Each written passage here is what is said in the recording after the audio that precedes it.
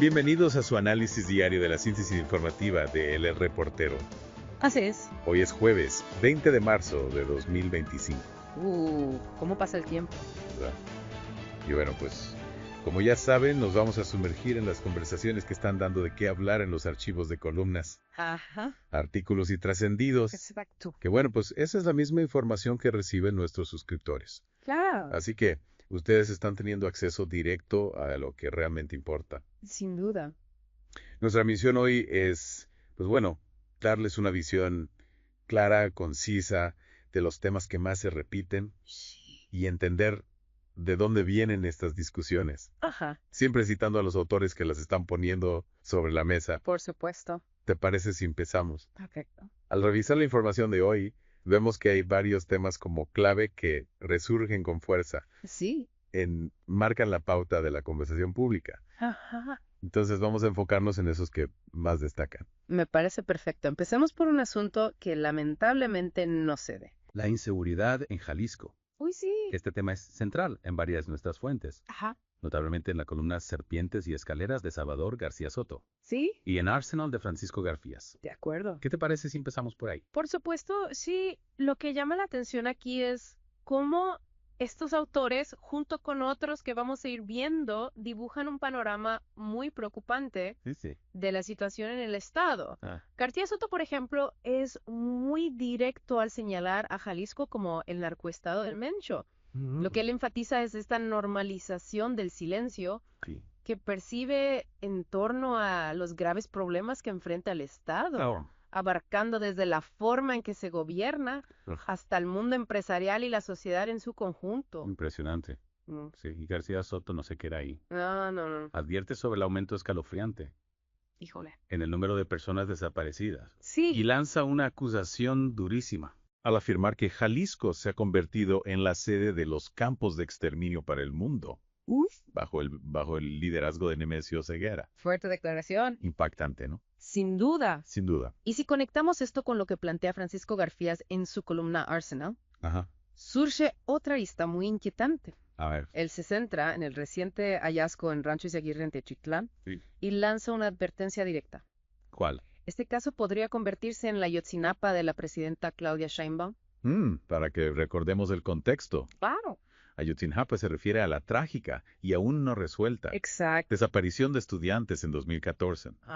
Un caso que, bueno, evidenció profundos problemas de impunidad Sí, y manejo gubernamental. totalmente. Garfías detalla cómo la FIR, la Fiscalía General de la República, Sí. ha decidido tomar el control de la investigación. Un movimiento que recuerda un poco la intervención federal en el caso de Ayotzinapa, Claro. durante el sexenio de Peña Nieto. También menciona la propuesta del gobernador Pablo Lemos Sí. de crear una comisión de la verdad Ajá. para esclarecer lo sucedido. Ok. Y aquí es donde empezamos a ver diferentes voces y perspectivas. Claro. Garfías Manay nos cuenta cómo el grupo parlamentario del PAN Ajá. ha expresado fuertes críticas sobre la forma en que la FGR está llevando el caso, acusándola de actuar con motivaciones políticas. Ya veo. Esto nos muestra cómo, incluso en situaciones tan delicadas, Sí. la polarización política Ajá. sigue presente. Totalmente, sí. Además, Julio Hernández López, en su columna Astillero, Ajá. también aborda este punto, Ok.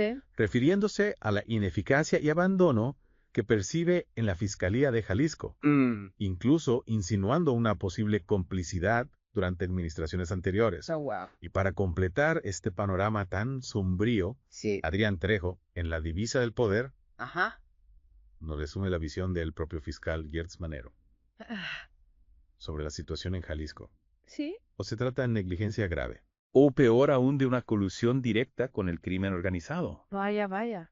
Lo que resuena a través de todos estos análisis Sí. es una profunda preocupación por la impunidad Claro. Y la aparente falta de respuestas efectivas Ajá. ante la creciente violencia en Jalisco. Por supuesto. incluso Dolores Colín, Ajá. en hechos y susurros, Sí. sugiere que las autoridades locales parecen estar evitando el tema, quizá conscientes de que la presión se está acumulando sobre el gobierno federal. Tiene sentido. Y no podemos pasar por alto las declaraciones tan controversiales de Gerardo Fernández Noroña, Uy, sí. que se mencionan tanto en Rosones como en la columna Jaque Mate de Sergio Sarmiento. Ajá. Noroña parece querer minimizar la seriedad de lo encontrado en Teotitlán. Aquí es fundamental contrastar esas declaraciones Claro. con la información que presenta Sergio Sarmiento, Sí. quien cita directamente a Yers Manero, Ajá. confirmando el hallazgo de restos humanos y la existencia de evidencia de crematorios en el lugar. Esto plantea una pregunta importante ¿Cuál? sobre la postura de Fernández Noroña Sí. frente a hechos tan escalofriantes Ajá. y verificados por la autoridad competente. Totalmente. Totalmente, cambiando de tema, Sí. pero manteniéndonos en el ámbito de la transparencia y la rendición de cuentas. Claro. Otro asunto que ha captado la atención de varias plumas es la corrupción en el Infonavit. Sí. Este tema es central en el editorial de hoy, en la columna Astillero de Julio Hernández López. Sí. Y Rosa Isela Rodríguez lo menciona brevemente en Tiros Libres, en relación con la respuesta del sector privado a la nueva ley del Infonavit. ¿Qué? Lo que detalla el editorial es realmente alarmante. ¿Qué dice? La información que ha proporcionado el director general del Infonavit, Octavio Romero Oropesa, revela una red de corrupción de gran escala, con 28 denuncias penales ya presentadas, Uy. y nada menos que 3.330 investigaciones en curso. Cabe. Los esquemas fraudulentos involucran a una amplia gama de actores, ¿A quiénes? Desde desarrolladores y constructores, Sí. hasta notarios, exfuncionarios y los tristemente célebres coyotes. Increíble. Y la magnitud del despojo es impactante. Ajá. Más de 200,000 personas que tenían derecho a una vivienda se vieron afectadas. Wow. El editorial no se queda en generalidades No. y menciona ejemplos concretos y muy preocupantes Always. de actividades fraudulentas en varios estados del país, A ver. incluyendo la venta repetida de las mismas viviendas Híjole. y la indemnización millonaria que se pagó a Telra Realty. Carrie. Julio Hernández López en Astillero refuerza esta idea de una corrupción Sí. que ha estado enquistada en el Infonavit durante mucho tiempo, describiéndola como una enorme cloaca que ha involucrado a diversos intereses y actores a lo largo de múltiples administraciones. Claro. Sin embargo, también destaca los esfuerzos continuos que está realizando Romero para intentar limpiar la institución y las modificaciones legales que buscan asegurar que el director no quede al margen de decisiones importantes, como aparentemente sucedía antes. Ok. Es interesante también notar que, como apunta Rosa Isela Rodríguez, Ajá. la Coparmex ha manifestado que estará vigilante Sí. en lo que respecta a la transparencia y la operación de la nueva filial de construcción del Infonavit. Ya veo.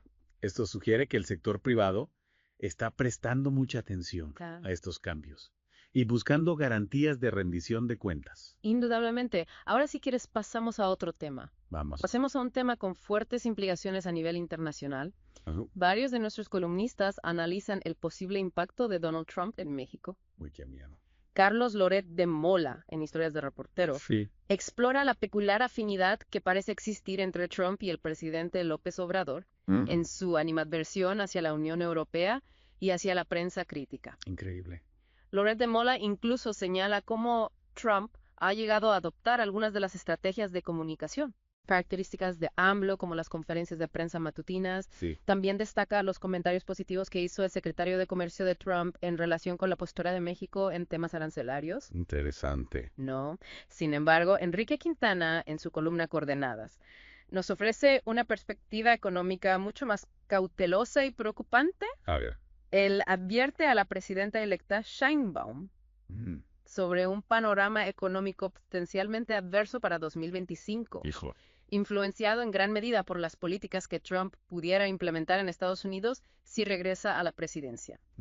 Quintana se refiere a las inquietudes que ha expresado la Reserva Federal Ajá. sobre la persistente inflación y la posible desaceleración del crecimiento económico Sí. como consecuencia de la imposición de aranceles. Claro. Analiza las posibles repercusiones para las exportaciones mexicanas, Ajá. las tasas de interés y la estabilidad del peso frente al dólar. Ya veo. En la misma línea, Enrique Campos Suárez, en La Gran Depresión, subraya la independencia que ha mostrado la Reserva Federal al mantener las tasas de interés sin cambios, Ajá. a pesar de las posibles preferencias de Trump. Y José Yuste, en Activo Empresarial, se centra en cómo las amenazas de Trump están afectando ya las decisiones de inversión, Hijo. particularmente en el caso de las inversiones chinas en México. Muy. Menciona el ejemplo concreto de la inversión de BYD que se ha pospuesto Sí. y la aclaración de Sheinbaum Ajá. de que nunca hubo un acuerdo formal para esa planta. Y usted sugiere que cualquier inversión china que finalmente llegue a México probablemente estará más orientada al mercado interno mexicano que a la exportación hacia Estados Unidos. Al menos mientras persista esta incertidumbre generada por las posibles políticas de Trump. Claro. Sugiriendo que China teme una posible transferencia de tecnología a Estados Unidos a través de México, al que perciben como un país con menor seguridad para la propiedad industrial. Interesante. Doug Osterman de Stellantis, en su columna A la sombra, ofrece una perspectiva interesante desde el sector automotriz. A ver. Él sugiere que la administración estadounidense debería enfocar sus esfuerzos en los vehículos que ingresan al mercado de Estados Unidos sin cumplir con las reglas del TIMEC, en lugar de penalizar a aquellos ensamblados en México y Canadá, que sí tienen un alto componente de partes estadounidenses. Ya veo. Esto indica que hay un diálogo activo entre la industria y la posible futura administración Trump. Ok, otro tema crítico que emerge de nuestras fuentes hoy es la situación en Birmex y los continuos problemas en el sector salud. Uy, sí. Mario Maldonado, en Historias de Negocios, informa sobre el escándalo que se ha destapado dentro de Birmex, donde el subsecretario de Salud, Eduardo Clark, ha admitido que hubo problemas significativos con la compra consolidada de medicamentos, incluyendo graves irregularidades financieras. Lo que revela Maldonado es preocupante. Investigaciones en curso por parte de Raquel Buenrostro, la Secretaría de la Función Pública, el cese de un director de Birmex y la identificación de empresas que se vieron beneficiadas con adjudicaciones directas. Wow. Todo esto ocurre en un contexto de persistente escasez de medicamentos que afecta a la población, reconvertida en la Roque Laguerio. Destaca la advertencia que hizo la presidenta Sheinbaum contra cualquier acto de corrupción, en el caso Birmex. Y menciona la renuncia del diputado Carlos Ulloa, con la especulación de que podría asumir un cargo dentro de Birmex. Ya veo. Sergio Sarmiento, en su columna, Jaque Mate, también reporta sobre la corrupción en las compras de medicamentos de Birmex durante la administración actual. Y la sección Retales dentro de Jaque Mate profundiza aún más en la problemática. Detallando las fallas en el proceso de compra consolidada, el elevado porcentaje de compras que no se formalizaron adecuadamente, y las acusaciones de escasez artificial y sobreprecios por parte de los distribuidores. Increíble. Resulta especialmente irónico recordar que el propio Clark había criticado anteriormente las compras urgentes realizadas con distribuidores amigos. Finalmente, entre otros puntos que vale la pena destacar de la síntesis informativa de El Reportero de hoy, Dolores Colín en Hechos y Susurros, y la columna La 2 informan sobre la anunciada extinción del INEAI y la creación de un nuevo organismo llamado Transparencia para el Pueblo. Esto ha generado incertidumbre entre los trabajadores del INEAI y subraya la importancia de vigilar de cerca el funcionamiento de la nueva Plataforma Nacional de Transparencia y la transparencia a nivel estatal. De acuerdo. También se menciona en la columna, trascendió la cancelación de último momento de la comparecencia del Gabinete de Seguridad de Jalisco en relación con el caso de Teuchitlán.